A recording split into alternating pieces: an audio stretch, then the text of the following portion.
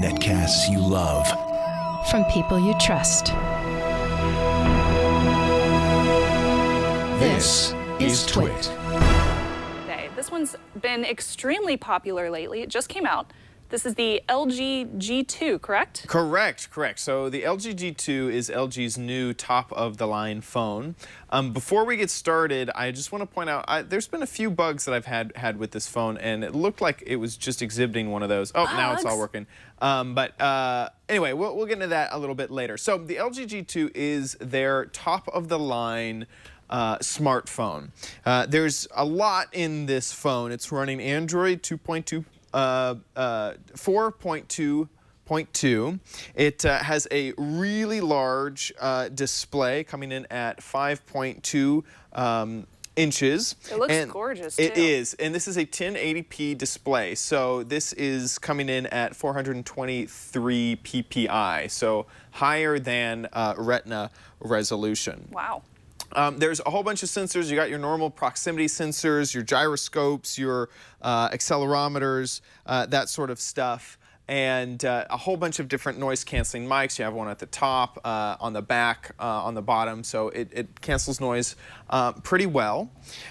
In terms of what is underneath, the horsepower has a quad-core CPU, which means that running games and things like that is absolutely nice. Using the phone, it's buttery smooth. It's really, really nice. Very, very fast in that department.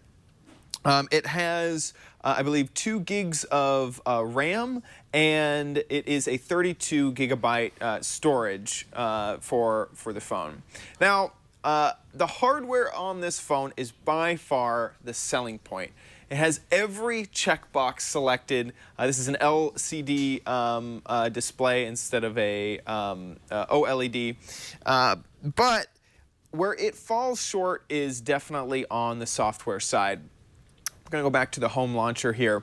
The home launcher has a lot of things automatically added, which you may or may not want, like weather widget, things like that. You can see that I've actually kind of decided just to ignore the home launcher. I really didn't like the way that it transitions between pages. I didn't like a lot of the stuff that it did. I didn't like the app drawer over here on the side. I didn't like how they decided to display apps. So I went ahead and launched Nova Launcher, and that's how I decided to use my phone. So I went ahead and modified the phone.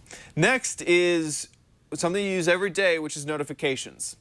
This is your normal notifications pane, and you can see that you don't have not 1, 2, 3, but 4 rows of crap that is incredibly hard to disable. Originally, but you can get rid of it. You can get rid of 1 row. You can get rid of Q-Slide here. I could not get rid of any of this. And I tried installing drop-down shade notification, a notification shade modification. It's a lot of words that all sound slightly similar. And they don't work as well as the stock notification shade. So I was really bummed that the stock notification shade has all of this cruft. One thing is this Q-Slide, which when I got the phone, either I did not realize what Q-Slide was, or it was edited out. So if Q-Slide is gone, and we can go back, now that button is gone from this menu, so I can't get rid of Q-Slide. You would think that if you took it out of this first menu up here, it would just delete out of here. Q-Slide is sort of like a basic app tray, another app tray in your notifications. But this is only for apps that they've approved. There's no way to add your own apps. This is only for apps that they have approved. And what they do, what they do is, let's say with Calculator here, it's an app that hovers over. There's no, you can't, and once again, this is kind of why you need their approved apps. This is the Calculator. You can do some things like adjust opacity. So if, let's say that you were in some sort of, you were texting with a friend and you wanted to use the calculator, but then move it out of the way and read the threaded conversation and then bring it back. You could do something like that. It has a whole bunch of other, and also just to point out, because I didn't know that this was a feature that I could get rid of for a long time because I had removed it from this area, let me just show you the dumbest thing in the world. You would think that if you removed all of these apps, so they're all gone, that tray would suck up and it's gone. But no, you're left with a gigantic edit button because it's still there. You'd think if I remove all of these Q slide apps, I don't want any of them. Okay, let's make that thing go away. No, you still get this ginormous edit button that you cannot get rid of, which was a huge bummer. On top of that, I normally have a few programs running all the time that take up a notification, like BitTorrent Sync, Trillion, which is my chat service, and Audible. And if I have all of those enabled, I get a full page of stuff I cannot get rid of because of all of this taken up by LG's stuff. Now, of course, you can scroll up and get to your normal notifications. It has a few other things built in, so let's go ahead and load up a few apps. This is a way to save apps off to the side. If you use a 3-finger swipe, you can save apps away off to the side. Let me do it with Maps as well. It's going to find me in Petaluma. That's our studio. And so I've saved it off to the side. And so if I want to, I can 3-finger over, and I can see the apps that I have over here on the side. I could flick them away if I didn't want them, or let's say I want to get back into my Twitter client. I could, and then I could get rid of it. Now, if you do that, if you pull them back and you say, you know what, I'm back in Maps, that's great. I'm going to go home. Let's go back to Nova Launcher and bring it back. Well, Maps. Nova Launcher. You can see why something like this is incredibly annoying. It can be irritating. There's no reason for it. Did I get rid of? Apparently, I got rid of both. I got rid of them both somehow. It doesn't stay there. If you go back, it's gone. It's gone now. It feels like every single software interaction that they tried to add on top of the phone fell completely flat. Some of the other things you have, I need to kind of bring them back here. If I bring back Q slide, well, anyway, some of the other things that they have are actually, I do need that. I need to bring back Quick Memo. Your hand looks great today. Thanks. I need to bring back Quick Memo. They have some quiet mode, quick remote, those sort of things. These all come on the phone when you get them. So here's Quick Memo. What this does is it basically takes a screen grab of what you're looking at, and you can write on the screen. Let's say you don't want the screen behind it. You can drop down a little note, and you can write stuff on it. This all comes pre-installed. You could even do something like, let's say that you were like, okay, Mom, your email is this one right here. This is the email that you need, okay? Always use this for email. Don't use any of the other apps. You can actually offer this mode that allows it to place on top, and it's there. Now you can actually use the phone, and it's still there. So you could do that. It's kind of a neat feature, but it comes installed on the phone already. This isn't a feature that you can decide that you don't want. So they have quite a bit of bloatware already installed. They have quite a bit of bloatware. In fact, it was hard to count the amount of bloatware. If I go down into settings has changed. This is a heavily skinned version of Android 4.2.2. Settings, of course, look super different. You got your display set. You have the Samsung-esque smart screen features where if you're looking at the screen, it'll look at your eyeballs and see if it should keep the screen awake or not. You have that sort of stuff.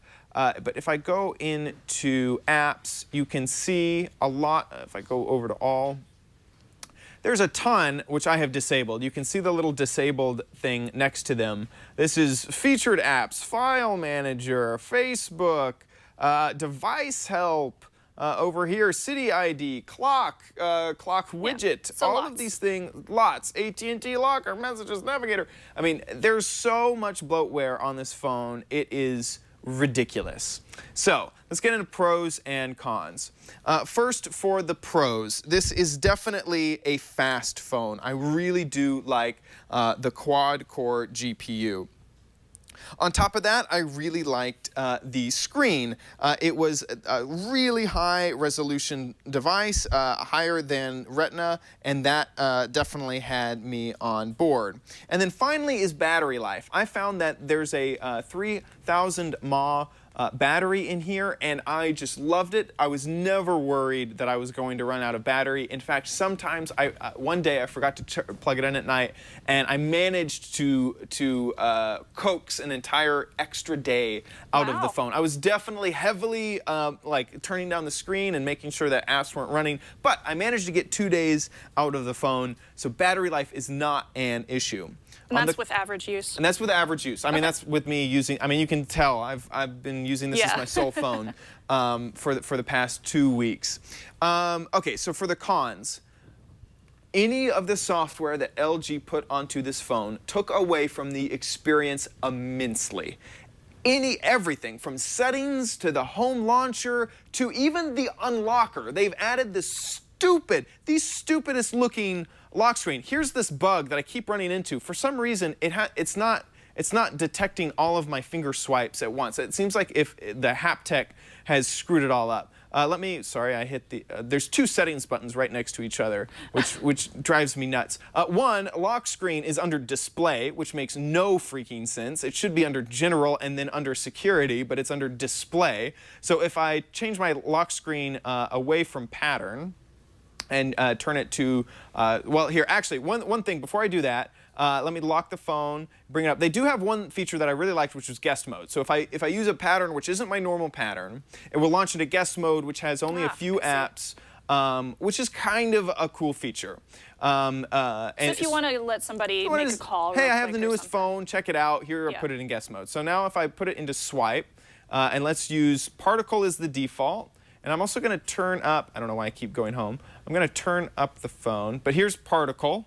Oh, it's so beautiful. Oh my gosh. Let's also, instead of particle, let's do dewdrop, and this time I am going to turn up the phone. Dewdrop is this. Here, I want you to listen to the sound too. So it does that every single time you open the phone. Really, some just horrible design choices. One thing that I do need to mention is that the volume rocker is not on the side like you would normally suspect. It's on the back of the phone. So you have a volume. So this is a big thing that they've been touting. You have volume up and down, and this is your lock button. There's also an LED around it. So if you turn on your phone or you get a notification, this LED will light up. So you have a status LED on both sides, which is kind of nice. Do I like this feature? No, I don't care for it. Putting this here does not help in any way in any ergonomic situation. Many times I found myself putting my thumb on the front of the screen so that I would have enough leverage to unlock the phone, which just puts a big old fingerprint on the screen.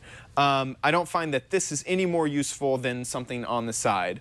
If for some reason you have, I mean, I don't even think that there's a disability cause for this. And also, many times I would try to search for it and smudge up my camera there. And so I'd go to take a photo and then have to unsmudge the camera and then take the photo. There is one thing that I do like, which is you can hold down the volume button and then it launches, I think if you're locked, if I lock the phone, you hold it down and then it launches into the camera app. And then you can also use any of the volume buttons to snap a photo. Oh, that's nice. In terms of photos, this is a 13 megapixel snapper on the back and a 2.2 megapixel snapper on the front.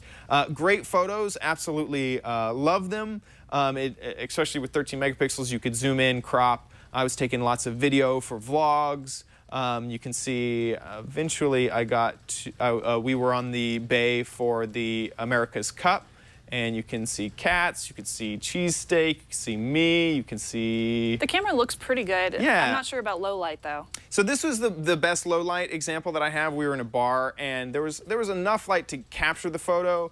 Low light was not perfect. It is not something that can deal with the Lumia line of phones. We were really testing out, you can see it. Here's all the tests of low light, like jumping up the gain as much as possible. Yeah, I believe we were testing this against Alex's phone. Yeah, against Alex's phone. He had a Lumia, I think it was the 1020. His phone totally bested my phone. But you could still, this was definitely very low light, and you could still get what you wanted. This was on the bay, we were on a ferry, and you can see that there's a pretty good amount of detail in this. This is, I think, an already cropped photo. Here's a full photo, and if I zoom in there, You can see all the little boats in there. I mean, this was pretty impressive, the 13 megapixel camera. It also has optical image stabilizers, so you get that as well. Sorry, I was in my cons. You totally went to a tangent. I did. I I went into a big tangent before, but and then the back controls were my secondary con. Was that I didn't really love this. It made me smudge the camera. It also has an LED flash. So would you give it a buy, try, or don't buy based on that? This is a very hard decision because truly the hardware is phenomenal. The software makes this device the worst device ever. I would not suggest this to anyone who has a career, unless if your career happens to be in the pink section at the Walmart toys. Because it's just too cute, it's too fluffy, unless if you're going to modify I've heard that from more than one guy the heck here. out of this phone. Unless if you want to change your launcher, change your lock screen, change your drop down, change everything about this phone, and you are sophisticated enough to do all of those things, that's the only way that I would suggest this phone. So, on the top, buy, try, don't buy, this is a don't buy. The software just takes this phone to a level that is way below the standard level of flagship phones. Don't buy. If you are someone who can modify, who doesn't mind ROMing this phone or changing tons of settings, spending hours changing settings, which is what I had to do to get this to a usable state, then it is a try. But that is just about it for the review of the LG G2, and this is on AT&T. Okay. I'm a little bit surprised that you gave it a don't buy first off. It's unfortunately and then a try. LG's own fault because the software is so unusable, Yeah. so bloated, so horrible, and unuser-friendly, just not needed. I think when you have such nice hardware, it's always true fact. I mean, just leave it stock Android. Just leave it stock. Don't put the bloatware on there, and you have something good there. Yep, but if you want to buy this and root this phone and put a clean mod on it, I'd so suggest it. Because hardware is, the glass is Gorilla Glass 2. It's not Gorilla Glass 3, it's Gorilla Glass 2, and it's nicely kind of chamfered on the edges, feels great in the hand. Yeah. The back gets light, a little too. bit. It's lightweight. It's lightweight. It's thin. The back gets a little bit of fingerprinting. You might want to see the fingerprints on the back. You can definitely tell the plastic back has lots of fingerprints. But other than that, here you go. Let's see. It's the weight. Oh, it's 5 wow. ounces. Yeah, I can feel a big difference between my phone and your phone, which I'll get to this one in just a second. Thank you, Chad, so much. Of course. Where can people find you? People can check out my personal YouTube channel at youtube.com/omgchad. I do before you buy. I do This Week in YouTube, which is twit.tv/TWIYT, and OMG Craft, so twit.tv/OMG Craft, which is a Minecraft show. Yay! It's very fun. Actually, one of my little cousins watches it. Oh, good. Yeah, it's so cute. Good, I good. introduced him to it, and Awesome. he loves it. Yeah, Awesome. he's Thank like you. 9 years old, so don't curse on that show, okay? I won't. It'll always be family friendly. Thank you so much, Chad. That was an excellent review. I Thanks, appreciate Shannon. it.